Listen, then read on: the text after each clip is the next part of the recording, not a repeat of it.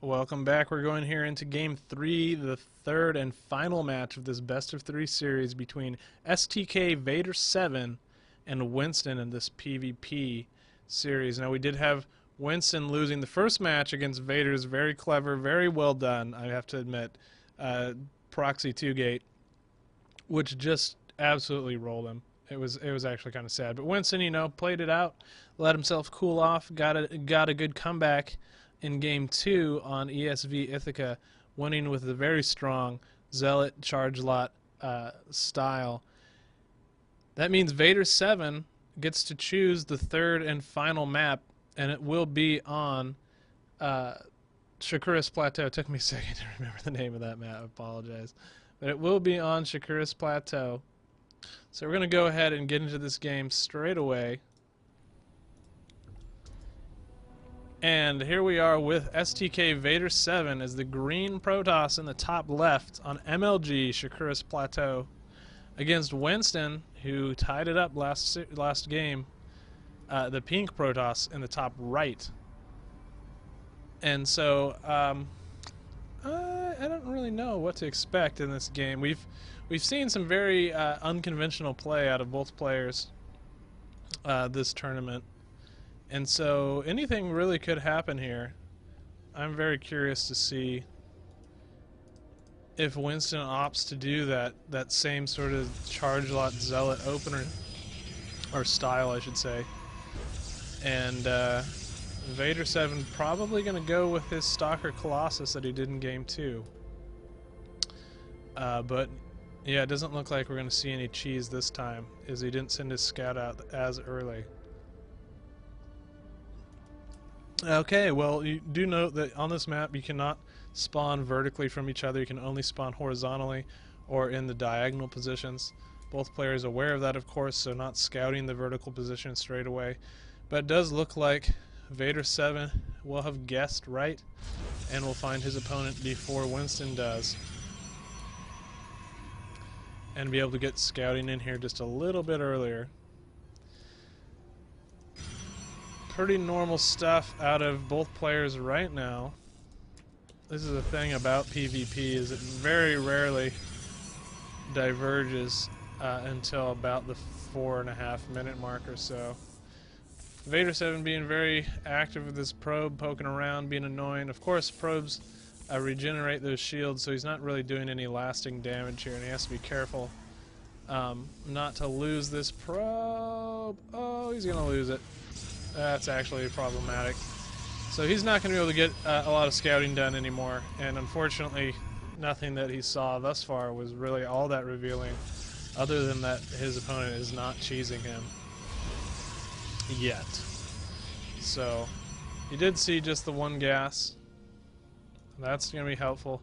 Now note he's going to send out the second probe because he does need that very valuable intel. He'll probably go out here and put a pylon over here somewhere, though, as is very common in this for Protoss players to do. Allows them to do a little bit of warp in, harass from that high ground into the player's natural if their opponent decides to leave and push out. Winston going for a pretty quick second gas. Makes me think a 3-gate expand may be on the way. Interestingly enough, did not opt to continue scouting his opponent. Do have that proxy pylon going down right now for Vader7. And here comes a second gate. Will we see a third? I guess we won't see it just yet. But we may see a third gate still. Just have to kind of wait and see. Oh, PvP. Okay, well, it looks like we got a Korean 4-gate coming out of Vader7. Note how he's pulled guys off gas and is going to throw down these 3 additional gates, so he's going to be making largely zealots as he tries to 4-gate his way in here. Twilight Council going down for Winston. Is he going to go for DTs again?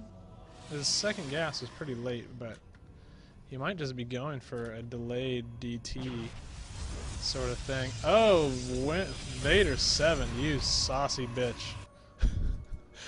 Putting pylons all over the place, putting them in his opponent's base right now. It's pylon is probably going to get taken out. Stalkers just do not do a lot of damage. But it doesn't matter because they're going to be zealots warping in here on the low ground here in a minute. Now Winston can hold off Infinity Zealots with these Stalkers if he micros properly. And we'll see if he's got it. He actually doesn't have to be microing both of these Stalkers to do it. But does a good job right there. Now we have a couple more Zealots coming in right now. Micro these Stalkers, Winston, you can do it. Now note how he is microing all three Stalkers together. What would be better is if he just took the one Stalker that's getting attacked and moved it around. Does lose that one Stalker unnecessarily. This is going to start getting out of control for him, just because this is getting microed a little improperly right now. One Zealot does make its way into the mineral line. That's going to be a huge problem. Oh, this one Stalker gets trapped back there. These Zealots need to help the Stalkers out and pulling workers. This is really bad right now for Winston. We do have another probe here in the main as well, being annoying, but that's a lot of probes lost. If I could remember the hotkey, I would pull it up real quick. But I don't think this game's going to last too much longer, as Winston has lost several workers. There are tons of Zealots now in his base, just wrecking havoc everywhere. And yeah, that's not looking good for Winston. A very well executed Korean 4-gate out of Vader 7, getting right in his opponent's face with pylons and everything. Vader 7 warping in even more Zealots right into his opponent's main, and I dare say he has more Zealots than, almost more Zealots than his opponent has in probes. Gonna focus down this Nexus, and once the Nexus is gone, actually that is it for Winston. He can't even make another Nexus. And now warping in Zealots. Gonna lose a bunch of workers here as he fights with them. Meanwhile, Vader 7 is, still making workers back home, so there's really literally no way that Winston can get back in this. A very well executed Korean 4-gate, and there's the GG as Winston does go out.